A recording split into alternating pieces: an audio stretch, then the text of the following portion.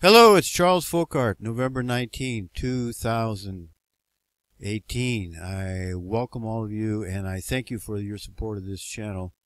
This is the second in a series of this special issue from National Geographic Black and White.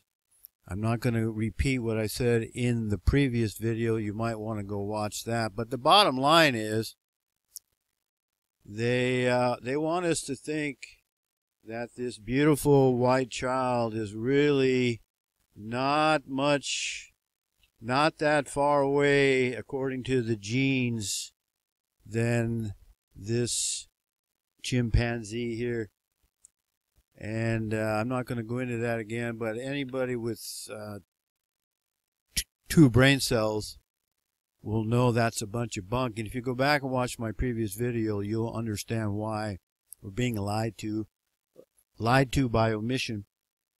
What I've been doing is I've been reading, I've read through this little booklet twice now, and I'm preparing a video on the Alinsky model, Barack Obama, Hillary Clinton, George Soros, and all of that. And I'm also reading for the second time The Camp of the Saints. And I want to try to put this all together. They're all connected, folks. And I was looking through this again. I've been going through this again, and I wanted to bring your attention to this article here. This is 2018 again, an April 2018 edition. It's the special edition. And I read this. It says here, to rise above the racism of the past, we must acknowledge it. And that's pretty funny, because if we're going to overcome our enemy, we have to acknowledge them. But that's a whole nother topic. And that's the problem right now in America. A lot of white leaders, those with an audience, don't want to acknowledge our problem. But I want to point out here what our problem is. And I'm not going to read, I can't read all this. It would be too long and you'd get bored and turn me off, because your attention span is, you don't have an attention span anymore. But I want to read this paragraph here. I'm the 10th editor of National Geographic since its founding in 1888. I'm the first woman and the first Jewish person, a member of two groups that also once faced discrimination here. It hurts to share the appalling stories from the magazine's past. The appalling stories from the magazine's past. But when we decided to devote our April magazine to the topic of race, we thought we should first examine our own history before turning our reportorial gaze to others. So 130 years, National Geographic has been in existence, never had a female, and never had a Jew as the chief editor. And now they have both a woman and a Jew. Her name is Goldberg, and she, editor-in-chief, Susan Goldberg, they're going to push the issue of race down our throats. And they even have an article in here, or a few pages here, the rising anxiety of white America. They actually know. They've got it down to all the counties. How many white people live in these counties, folks? They're going to flood our entire nation. That's what they're doing in Missoula, and I've gone over that before. The point I want to make here is National Geographic now has changed. I've got issues here from 1961. I got two issues I got in the thrift shop back there. I forget where it was, Overton. And I wanted to show you a couple of the pictures here in the other 1961, which was what, 57 years ago. I'm not going to go through the whole thing, but I'm just going to give you an example. Here's an ad on the back page, the back cover of National Geographic, June 1961. You see that? Two or a white couple. A white couple. And I could go through the magazine and show you all of the advertisements. Every single one without exception is about white people. There's no mixed race. There's no black man with a white woman. None. And I can guarantee you that from now on, National Geographic is going to have blacks and other non-whites in their advertisements. This is Mutual of America, an insurance company, right? Well, this is Liberty Mutual, and you can't see it very well here, but there's no non-white people in this ad. It's a full-page ad in National Geographic.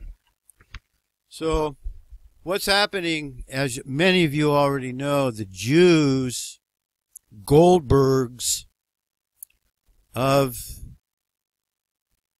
that are here in the United States are going to have been and are going to push their agenda on us whites, and they're going to tell us that there's no difference. There's no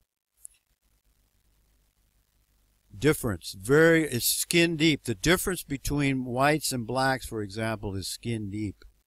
They're going to use their prestige, National Geographic is, to push their agenda, which race is skin deep. What is race exactly? Science tells us there is no genetic or scientific basis for it. Instead, it's largely a made-up label used to define and separate us. Scripture, now I'm going to lose you. Oh, he's talking about Scripture. You know, you just can't leave Scripture out of it. Well, guess what? The basis for the last several thousand years, keeping the races, keeping the white race separate, kind after kind, from all the other races, all the other non-white races, is based on Scripture.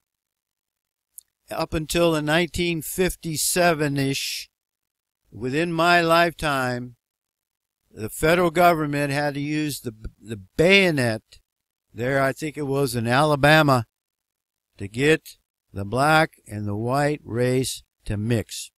No more separation. Now, I've been overseas, and I saw it in Qatar, I saw it in Nicaragua, I saw it in Thailand, I saw it in South Korea.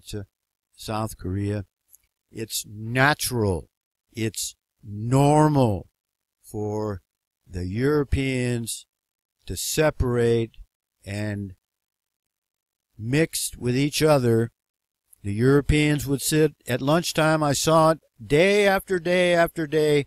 We'd go sit together, and I saw it at the pubs in Thailand. The Thai people had places that they liked to go to, and the Europeans, they had their pubs that they liked to congregate. They could talk, they could speak to each other, they had a common background, and etc. You know the whole thing.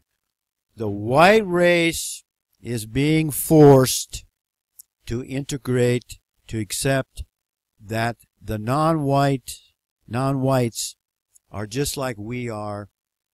It's just that we have the privilege. We've developed, you know, it flies in the face of the facts. The white race developed trains, the engines, the steam engines, and then the burning with coal, and then it went to other fuels, to diesel, etc.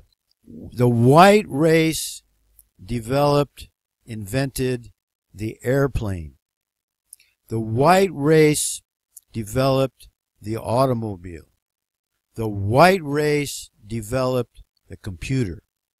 It just goes on and on and on, and yet we are being told by the Jews who control our magazines and the publishing houses and the airways and the media, the mainstream media, they are going to shove this idea that black and white is the same, they're equal, and a lot of young people are going to accept it on face value. And I'm here to tell you, the blacks and the whites, the whites and the non-whites are not equal. They're not equal, folks. All you got to do is do what I did. Go live overseas. It won't take 13 years if you got a head on your shoulders.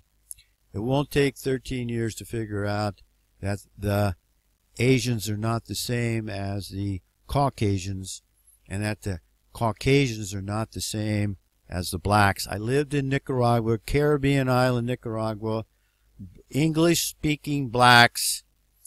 I'm telling you, first-hand experience, we're not equal. But that's what's being shoved down our throats. And I want to say one word about Trump. These non-whites that are coming in from Central America, that's not going to stop, folks. If you're depending on Donald Trump to prevent these people, these non-whites, from coming in the United States, and then sometime in the future being handed a weapon and told, go kill Whitey, you're mistaken. And I want again, I'm going to call out you legends and you experts and you gurus.